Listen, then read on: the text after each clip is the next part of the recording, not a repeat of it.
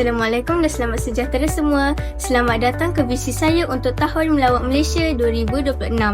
Nama saya Aisyah Nur Afrina binti Muhammad Faiz dari SK Taman Kota Kulai Dua. Hari ini saya akan membawa anda meneroka di Dataran Bandaraya Johor. Dataran Bandaraya Johor yang dirasmikan pada Januari 1994 bukan sekadar monumen memperingat status bandaraya, malah kini ia berfungsi sebagai pusat rekreasi tumpuan awam untuk pelbagai aktiviti riadah dan santai bersama keluarga. Di bandar ini, saya masukkan panel solar untuk SDG 7 iaitu Affordable Energy dan sistem tapisan air untuk SDG 6 iaitu Clean Water and Sanitation.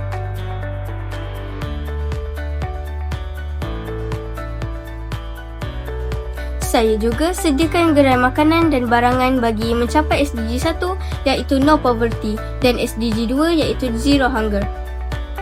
Ini penting bagi menjamin akses kepada perkhidmatan asas yang lebih baik untuk kesejahteraan komuniti bagi memastikan setiap pembangunan yang dilakukan menyumbang ke arah masa depan bandar yang lebih lestari. Untuk membina bandar yang kompleks ini, saya menggunakan perintah field supaya pembinaan dataran dan dinding bangunan menjadi lebih cepat.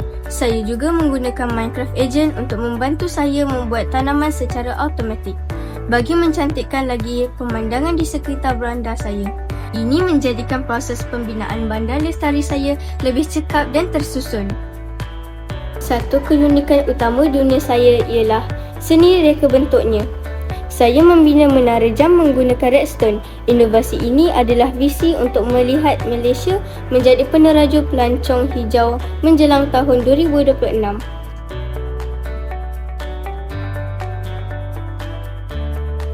Malaysia adalah negara yang kaya dengan warisan dan inovasi.